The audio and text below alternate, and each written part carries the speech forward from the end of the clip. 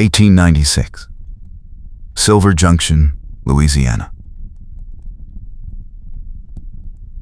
Ida Sullivan stood on the hotel porch and watched the sky turn the color of old bruises while the stagecoach driver swore at his horses, and the first fat snowflakes began to fall. She had arrived 3 hours earlier to find her uncle's ranch mortgaged to the roof beams, and a railroad agent named Hollister Caldwell smiling at her across the hotel lobby like a man who already owned her future. The snow was not supposed to happen here. Not in the Bayou borderlands. Not in April. But the sky did not care what was supposed to happen. And neither did the debt collectors. The man standing beside her wore a tin star and had been watching her since the stage rolled in. You are Ida Sullivan. It was not a question. I am. She kept her voice steady. And you are the sheriff who sent word to my boarding house in Natchez that my uncle left me his property. Orson Sullivan. He touched the brim of his hat, but did not smile. Your uncle also left you a problem. Hollister Caldwell holds the note on that ranch, and he is not a patient man. I noticed. Ida pulled her shawl tighter as the wind picked up.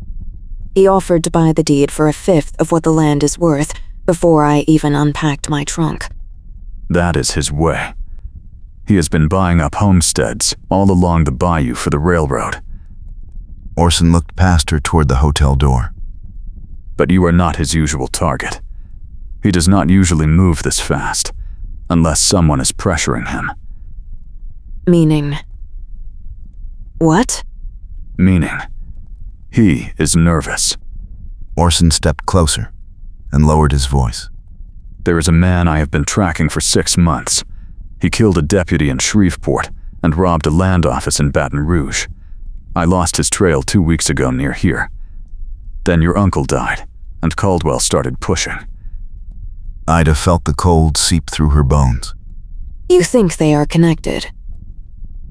I know they are. Orson pulled a folded paper from his coat. This is the warrant. The man I am hunting uses land deals to cover his tracks. He works with people like Caldwell, people who can make deeds disappear, and witnesses forget what they saw. He handed her the paper, and she unfolded it with numb fingers. The sketch showed a man with a narrow face and cold eyes, but it was the name beneath that made her stomach drop. That is my cousin. Her voice came out flat. Hollister Caldwell is married to my late aunt. Then, you have a choice to make. Orson took the warrant back. You can sell him that ranch and walk away, or you can help me finish this. The stagecoach driver shouted that the road was already drifting shut, and anyone who wanted to leave had better board now. Ida looked at the stage, then at the hotel, then at the sheriff with his steady blue eyes and the star on his chest. If I help you, what happens to the ranch? If we prove Caldwell is involved in fraud, the debt is void. You keep the land. And if we fail? Then, we both lose. She should have climbed into that stage. She should have let the snow bury Silver Junction and never looked back. Instead, she turned toward the hotel and heard Orson fall into step beside her. I want that in writing. Fair enough. The driver cracked his whip, and the stage lurched forward into the storm.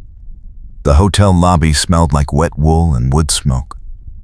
Hollister Caldwell sat in a corner chair with a newspaper spread across his lap and his eyes on the door. He was a soft-spoken man with silver hair and a smile that never reached his eyes. And when Ida walked in with Orson behind her, that smile widened. The railroad agent stood and folded his paper with slow, deliberate movements. He greeted Ida warmly and expressed concern that the weather had turned so suddenly, then glanced at Orson and asked if there was trouble. Orson replied that he was simply ensuring Miss Sullivan reached the hotel safely, and Caldwell nodded as though he believed it. Ida told Caldwell she needed time to review the mortgage documents and assess the ranch before making any decisions.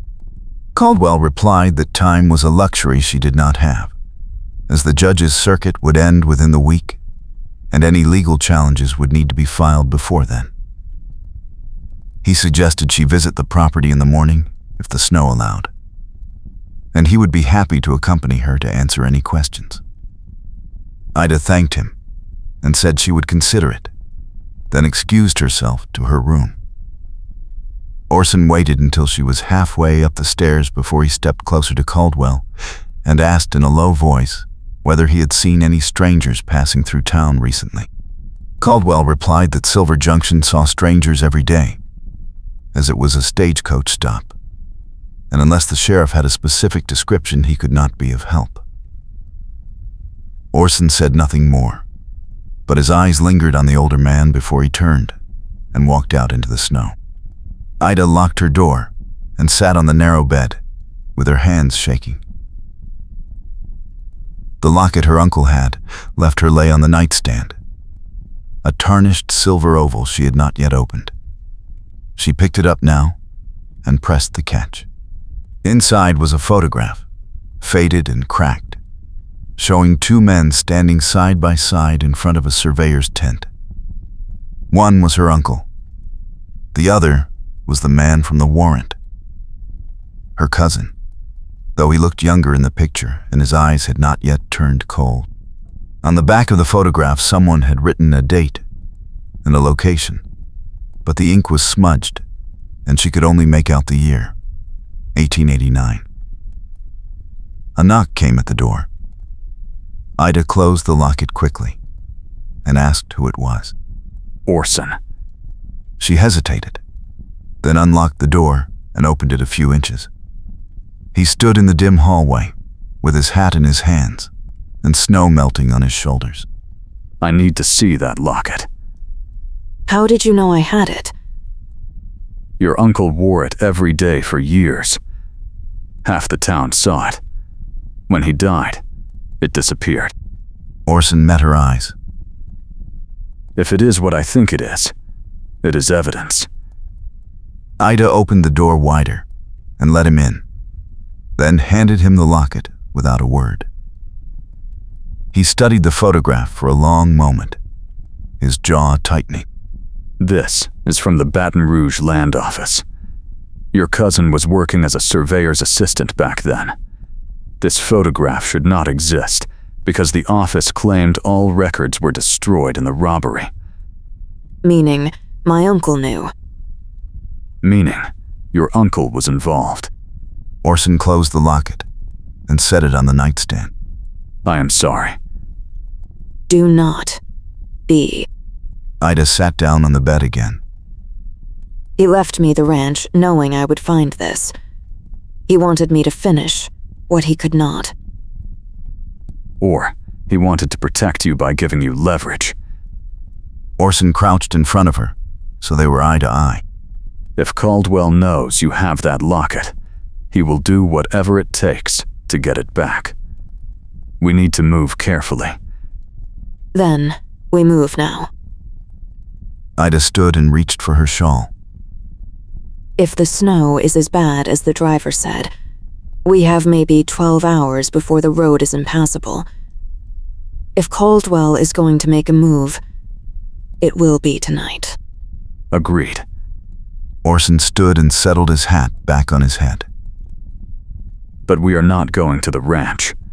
We are going to the telegraph office. Why? Because I need to wire the marshal in Shreveport and tell him what we found. If something happens to us, someone needs to know. The wind howled outside, and the window rattled in its frame. Ida pulled her shawl tight and followed Orson into the hall. The telegraph office was a lean-to shack behind the general store, and the operator was a nervous man who looked at Orson's badge and then at the storm outside and said the lines might not hold much longer. Orson told him to send the message anyway and stood over him while he tapped out the code. Ida stood by the door and watched the snow pile against the window.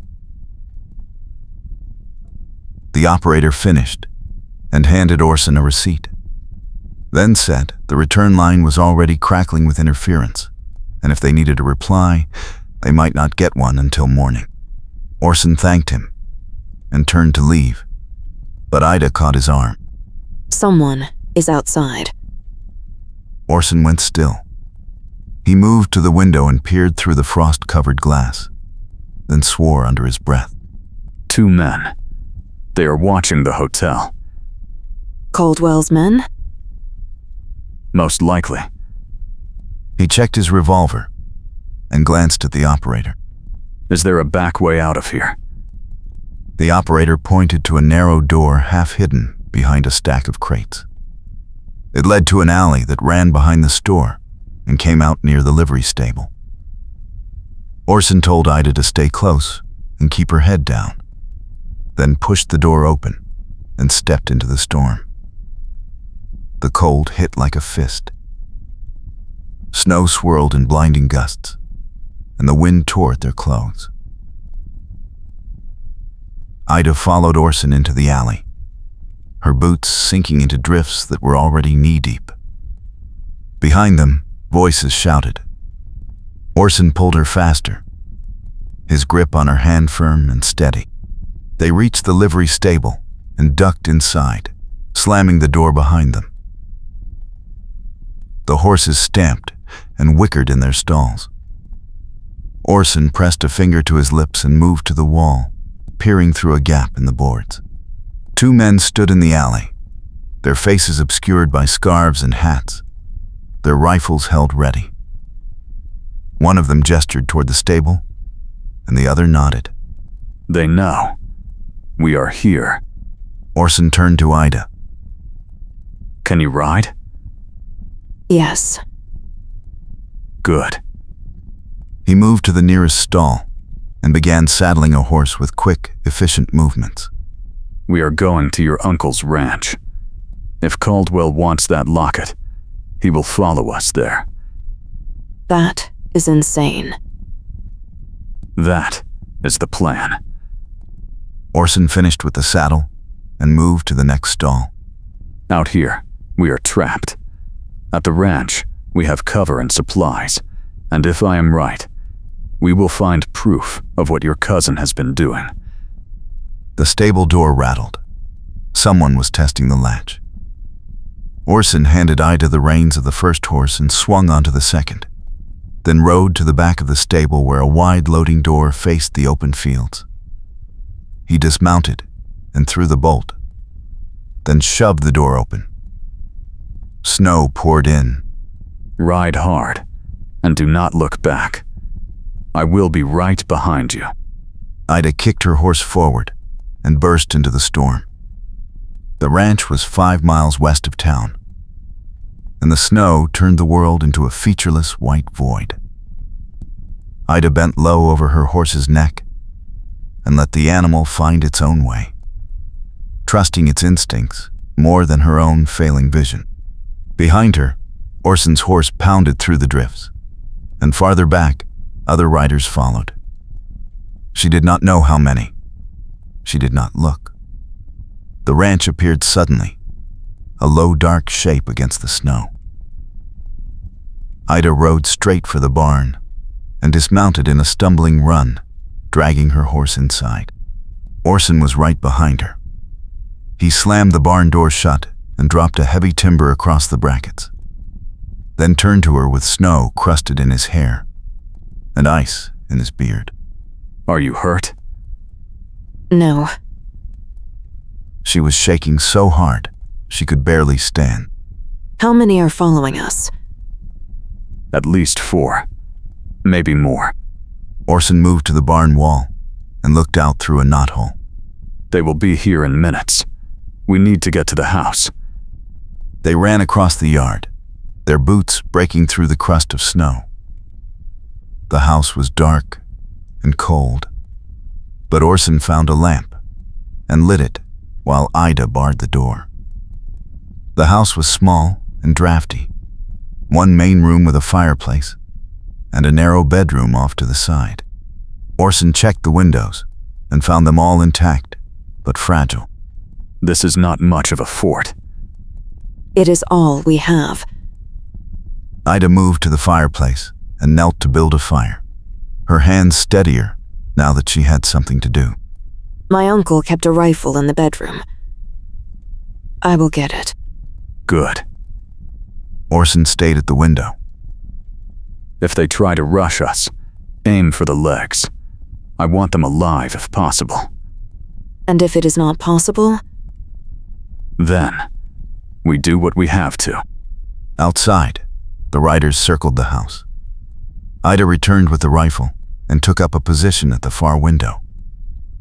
The cold seeped through the walls, and her breath fogged in the lamplight. One of the riders dismounted and approached the door. He called out that they only wanted to talk, that there was no need for anyone to get hurt. Orson recognized the voice as belonging to one of Caldwell's hired men, a gunfighter named Rourke. We have nothing to say to you. Orson kept his voice steady. Tell Caldwell if he wants to settle this, he can do it in front of a judge. Rourke laughed. He replied that the judge would not arrive for days, and by then it would not matter. He said Caldwell was a reasonable man and was willing to pay handsomely for the locket, far more than the ranch was worth.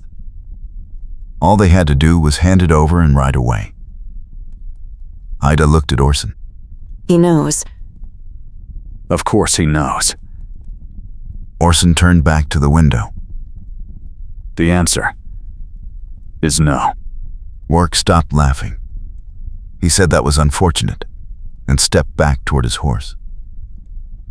The first shot shattered the window above Ida's head. She dropped to the floor as glass rained down and the lamp flickered. Orson returned fire, his revolver barking twice. One of the riders yelped and fell from his saddle. The others scattered, taking cover behind the barn and the corral fence. Silence fell, broken only by the wind and the crackle of the fire. Ida crawled to the broken window and peered out. I count 3 still moving. Same here. Orson reloaded. They are not going to rush us. They will wait for us to run out of ammunition or try to leave. Then, we make them come to us. Ida stood and moved to the fireplace.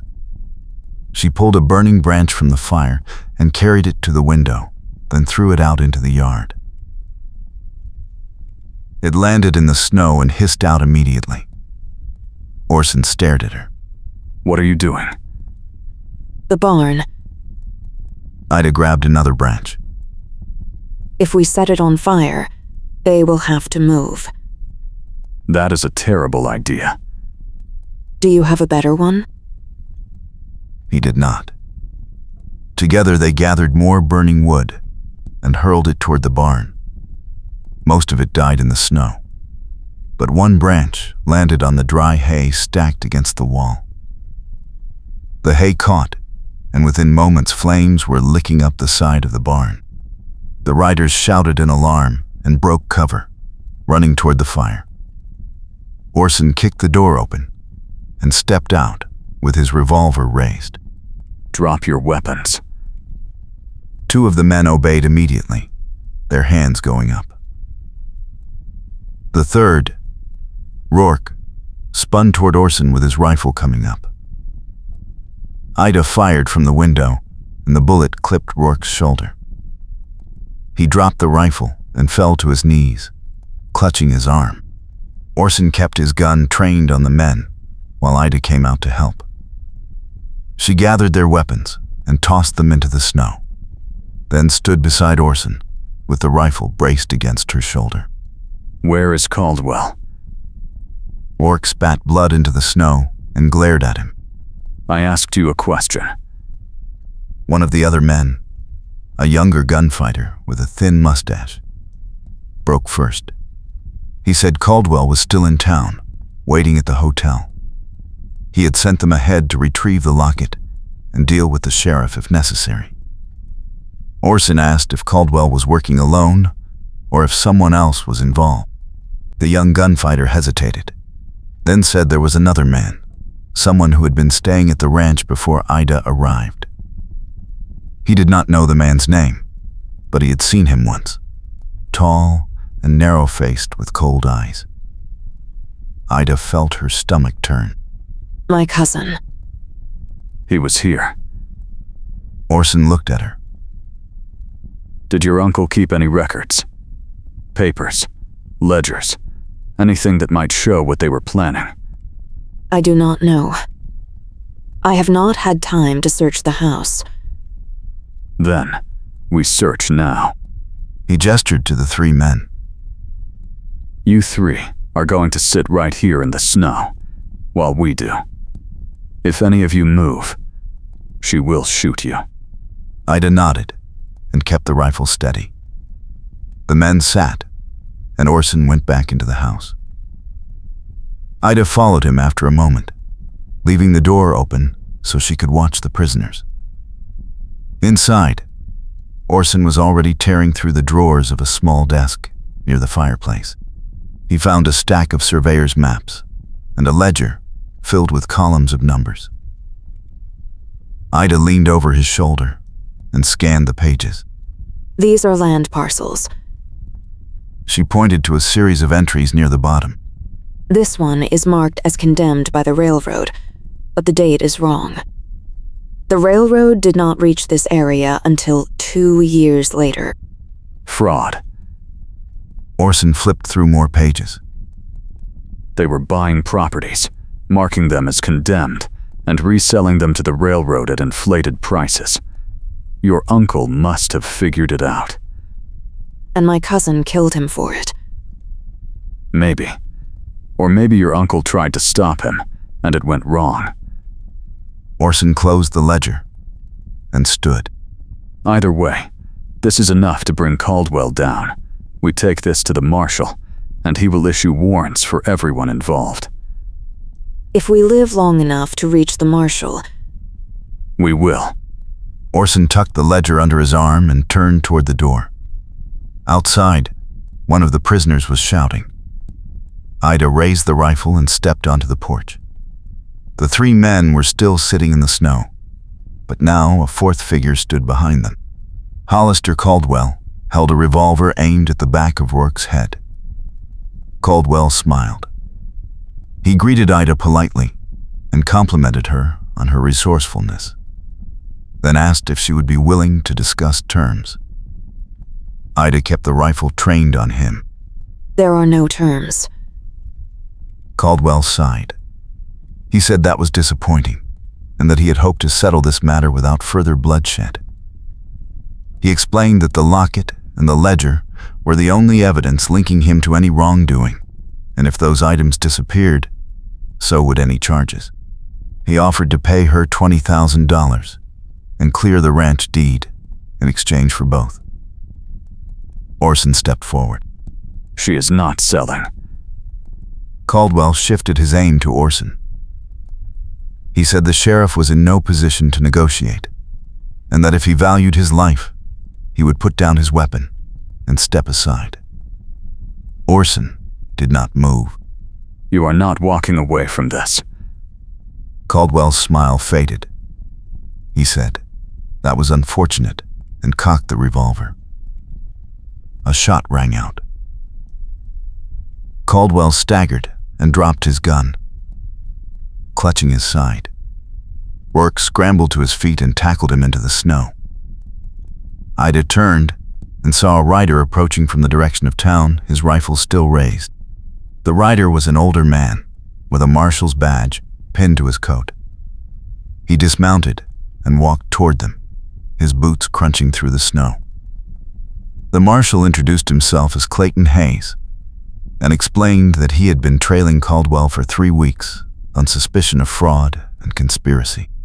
He had received word from Judge Hartwell about the locket and the ledger, and had ridden through the storm to reach the ranch before Caldwell could destroy the evidence. Hayes took custody of Caldwell and his men and promised that they would face trial in Baton Rouge within the month. He thanked Ida and Orson for their courage and assured them that the ranch deed would be cleared once the court reviewed the ledger. After Hayes and his prisoners departed, Ida and Orson stood alone in the yard, watching the snow continue to fall. The blizzard was beginning to ease, and the first faint light of dawn was breaking through the clouds. Ida turned to Orson, her face pale and exhausted. Is it over? It is over. She let out a breath she had been holding for what felt like hours, and leaned against him. He wrapped his arms around her and held her close, feeling the tension drain from her shoulders. They stood that way for a long moment, neither of them speaking. Both of them too tired and too relieved to say anything that mattered. Finally, Ida pulled back and looked up at him. What happens now? Now, we rebuild. She nodded slowly, her eyes searching his. We? If you will have me. She smiled, a real smile this time, and touched his face. I think I will. He kissed her then, soft and careful, and she kissed him back with a fierceness that took his breath away. When they broke apart, the snow was falling lighter, and the sky was turning pale gray with the coming morning. Over the next 3 days, the snow melted, and the roads reopened. Rourke and his deputies returned to Silver Junction, taking statements and filing reports. Judge Hartwell arrived on the 4th day and reviewed the ledger and the locket. He declared the ranch deed valid and ordered the railroad's claim dismissed. Caldwell was formally charged with fraud, conspiracy to commit murder, and attempted arson. The trial was set for early spring. Ida spent those days cleaning up the damage from the fire and repairing what she could. Orson worked beside her, hauling charred timber and fixing fence posts. They did not talk much, but the silence between them was comfortable, and the work felt good. On the 5th day, Orson rode into town and resigned as sheriff. He told the mayor that he had served long enough and that it was time for someone else to wear the badge. The mayor tried to convince him to stay, but Orson's mind was made up. He returned to the ranch that evening with a load of supplies and a rolled bundle of legal papers. Ida met him at the porch, wiping her hands on her apron. What is that? A deed. He unrolled the papers and showed her. It was a transfer of ownership for a small parcel of land adjoining her ranch, land that had belonged to his family before they passed. He had signed it over to her as a gift, doubling the size of her spread. She stared at the papers, her hands trembling. I cannot accept this. You already have. She looked up at him, her eyes wet. Why? Because I want to build something here. With you. She shook her head, but she was smiling. You are stubborn. So are you. She kissed him then, hard and fast, and he pulled her close, the papers crumpling between them. When they finally pulled apart, she was laughing, and he was grinning like a fool. On the 6th day, they rode to the ridge overlooking the valley. The land stretched out below them, green and quiet, with the river winding through the cottonwoods and the ranch buildings small and neat in the distance. The sky was clear, and the air was warm, with the first hint of spring. Orson dismounted and helped Ida down, and they walked to the edge of the ridge together.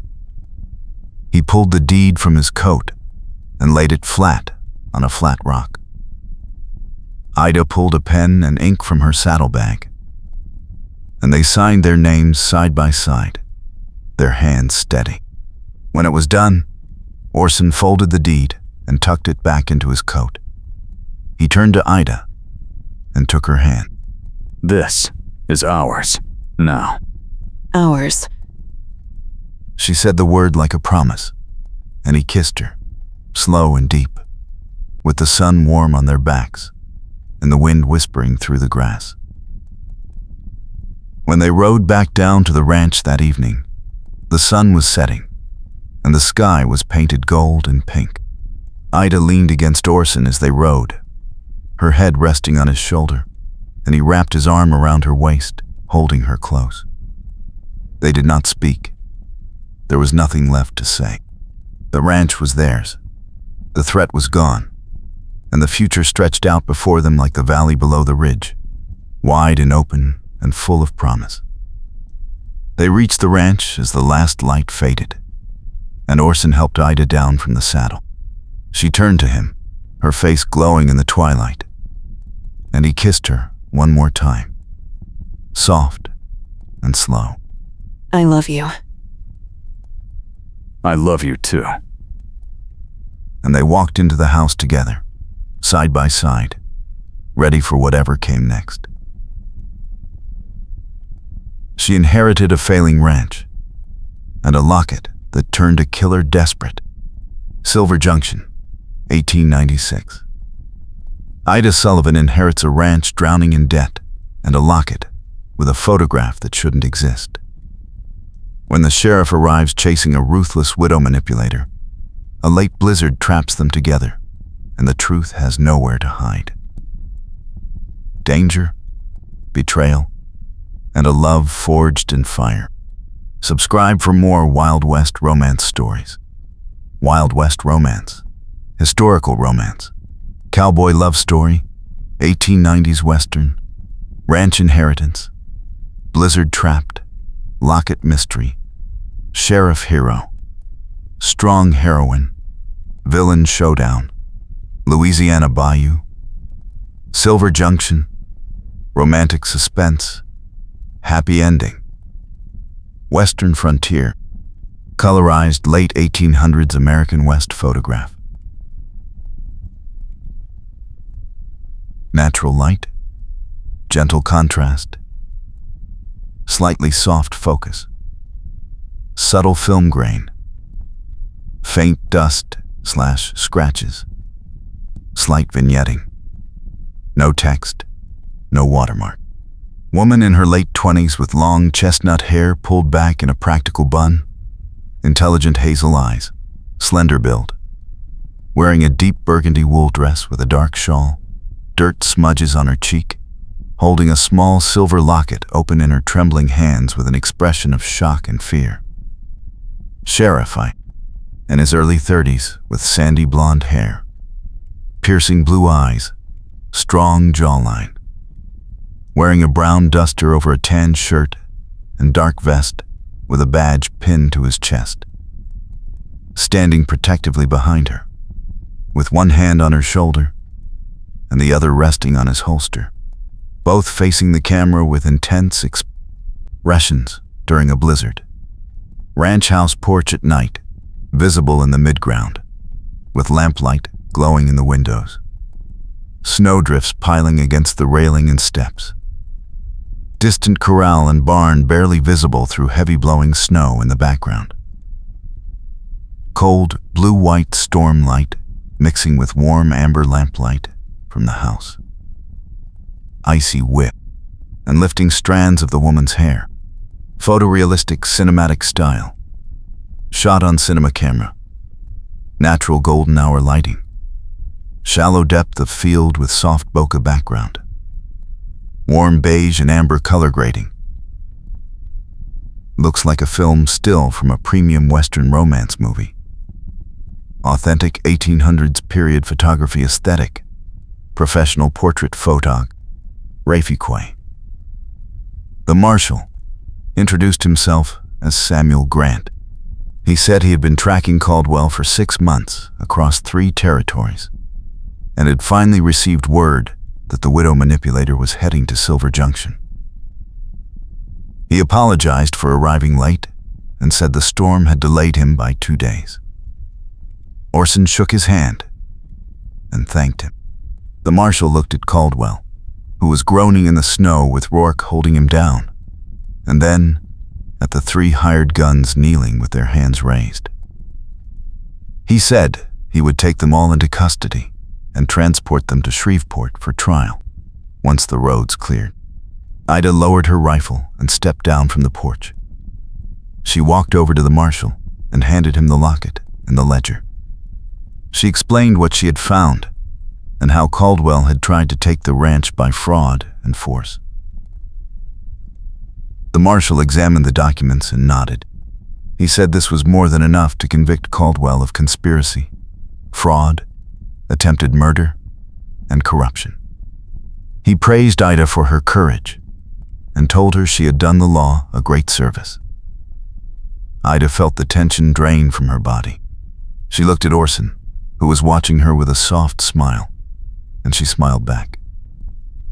The marshal called for his deputy, who had been waiting at the edge of the property, and together they secured Caldwell and the hired guns. Rourke helped them load the prisoners onto a wagon that had been hidden near the trees. The marshal said he would take them to the hotel in town and hold them there until the storm passed and the circuit judge arrived. He tipped his hat to Ida and Orson and rode off into the night, the wagon creaking behind him through the snow. When they were alone, Orson turned to Ida. Are you all right? I think so. She looked at the ranch, at the house, and the barn and the fields covered in white. She thought about her uncle and the years he had spent building this place, and about the debt and the lies and the danger that had come so close to destroying it all. And she thought about Orson, who had stood beside her and risked his life without hesitation. She reached for his hand. Thank you. You do not have to thank me. Yes, I do. You could have walked away. No. I could not. He squeezed her hand gently. Not from you. Her breath caught. She looked up at him and saw the sincerity in his eyes, the quiet intensity that made her heart race. Orson. I know this is not the best time, but I need you to know I am not leaving. Not unless you tell me to. She shook her head quickly. I am not telling you to. Good. He smiled, and she smiled back, and for a moment the cold and the exhaustion and the fear melted away. Then he leaned down and kissed her, slow and warm and full of promise. When they pulled apart, she rested her forehead against his chest and sighed. What happens now? Now, we fix the barn, and we pay off the debt, and we make this place work. We? If you will have me. She looked up at him, her eyes shining. I will have you. He kissed her again, and this time she wrapped her arms around his neck and held him close. The snow crunched under their boots as they stood there together in the dawn light, and the world felt new and full of possibility. Over the next 3 days, the storm cleared and the roads reopened. The circuit judge arrived in Silver Junction and held a hearing at the hotel. Caldwell was found guilty on all charges and sentenced to 15 years in prison. The hired guns were sentenced to shorter terms and transported to the territorial prison in Baton Rouge.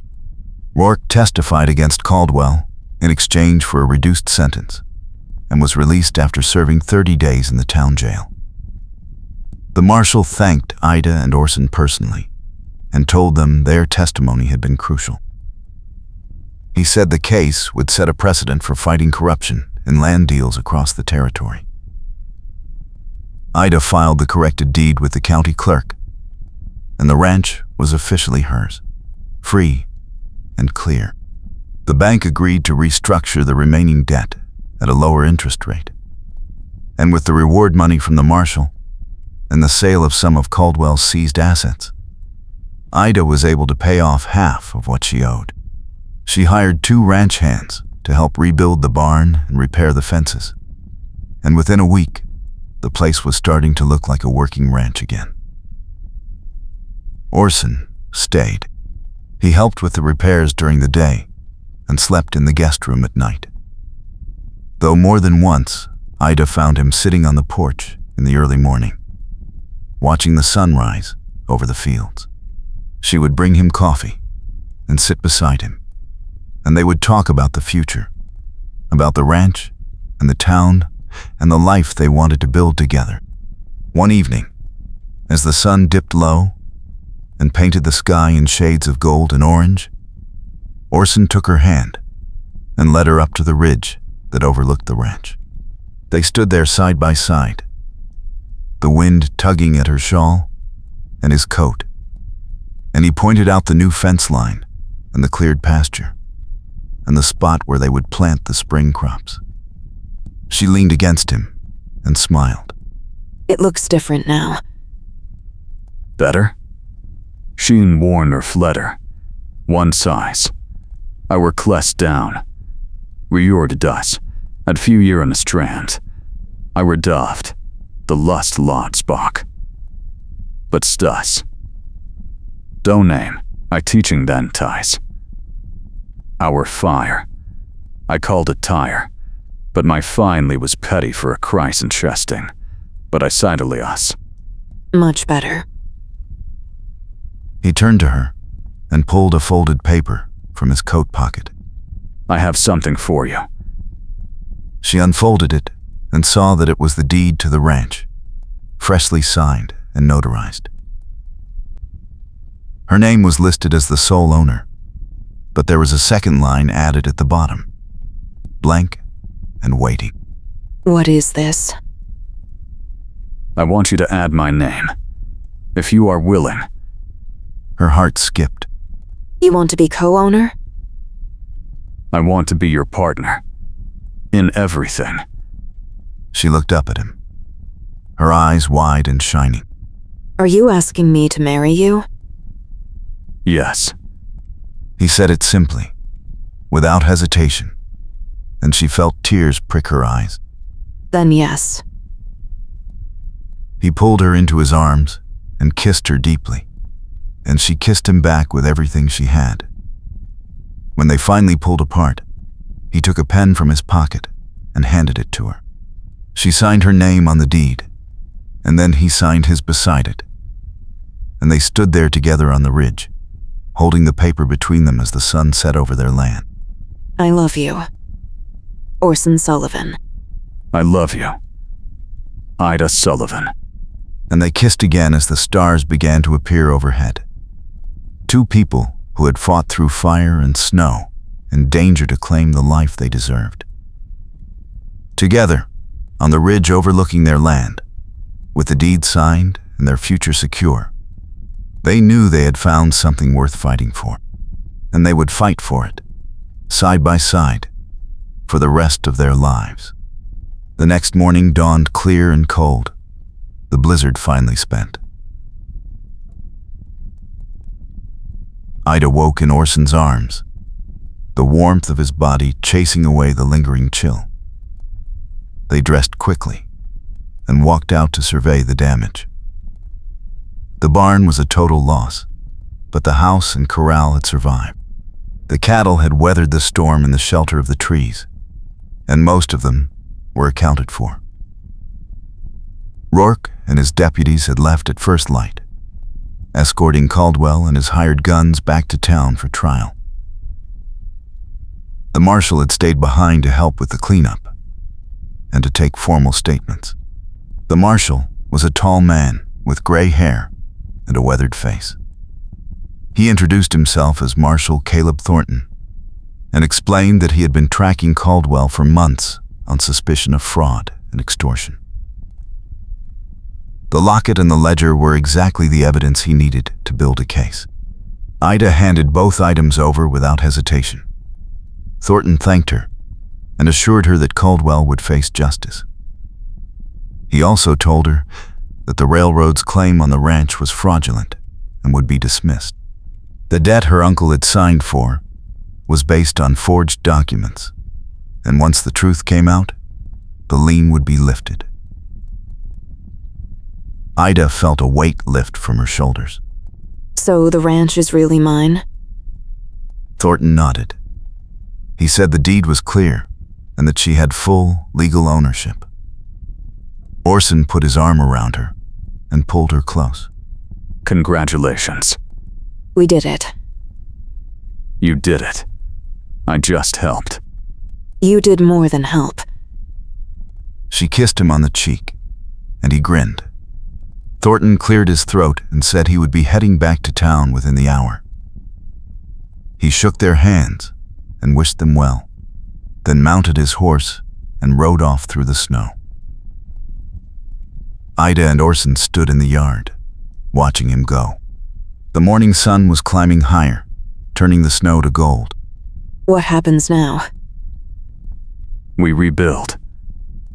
Together? Together. She smiled and leaned into him, and they stood there in the sunlight, holding each other close. The days that followed were hard work. They cleared the debris from the barn and started planning the rebuild. Neighbors came from miles around to help, bringing lumber and nails and strong backs. The community rallied around Ida, grateful that Caldwell had been stopped before he could hurt anyone else. Orson resigned his position as sheriff and took up permanent residence at the ranch. He worked from dawn to dusk, mending fences and tending cattle, and helping Ida manage the land. At night, they sat by the fire and talked about the future, making plans and dreaming out loud. Within a week, the new barn was framed and the roof was going on. Ida stood in the yard, watching the workers hammer and saw, and felt a surge of pride. This was her land, her home, her future, and Orson was beside her, his hand in hers, his future tied to hers. I never thought I would be happy here. And now? Now I cannot imagine being anywhere else. He squeezed her hand and kissed her temple. Neither can I. That evening, they climbed the ridge overlooking the ranch, the same spot where they had stood days before the weeks passed in a blur of hard work and slow healing. The barn rose from its ashes, stronger than before, its new beams solid and straight. The cattle were rounded up and counted, and Ida discovered she had more stock than the ledgers had shown. Caldwell had been skimming her herd for months, selling off animals and pocketing the profit. Now that he was gone, the ranch began to breathe again. Orson proved himself a natural rancher. He knew cattle and horses, and he worked alongside the hired hands without complaint. The men respected him, and word spread through Silver Junction that the Sullivan Ranch was under new management and thriving. Ida spent her days managing the books and planning the spring planting. She found herself smiling more, laughing more, feeling lighter than she had in years. Orson was always nearby, steady and strong, and every night they fell asleep in each other's arms, exhausted and content. One afternoon, a package arrived from the marshal's office in Baton Rouge. Inside was a letter from Thornton and a small velvet pouch. Ida opened the pouch and found a collection of gold coins, the recovered funds from Caldwell's accounts. Thornton's letter explained that the state had seized Caldwell's assets and distributed them to his victims. Ida's share was enough to pay off the remaining debt and invest in new equipment. She showed the letter to Orson, and he grinned. Looks like your luck is finally turning. Our luck. Our luck. She kissed him, and he pulled her close, spinning her around in the kitchen, until she laughed and begged him to stop. That night, they celebrated with a simple dinner and a bottle of wine one of the neighbors had brought as a gift. They sat on the porch, wrapped in blankets, watching the stars come out over the bayou. I keep thinking about what could have happened. Do not. I cannot help it. If you had not come, But I did. I know. And I am grateful. He turned to her and cupped her face in his hands. You saved yourself, Ida. I just helped finish it. We saved each other. He nodded, and they sat in silence, the weight of everything they had been through settling between them like a shared breath. The next morning, they rode out to the ridge again. The land stretched out before them, green and gold in the early light, and Ida felt a swell of pride and love so strong it nearly took her breath away. Spring came early that year. The snow melted fast, filling the bayou streams and turning the pastures green. Wildflowers bloomed along the fence lines, and the air smelled of fresh earth and new grass. Ida and Orson worked side by side, planting crops and breaking horses and making plans for the future. The ranch flourished under their care, and soon they were turning a profit for the first time in years. One warm afternoon in late March, a circuit preacher arrived in Silver Junction. Word spread quickly, and families began planning weddings and baptisms. Ida and Orson looked at each other across the dinner table that night, and without speaking, they both knew. Do you want to? Yes. Do you? Yes. They were married 3 days later in the small chapel at the edge of town. The ceremony was simple and brief, attended by neighbors and friends and a handful of ranch hands.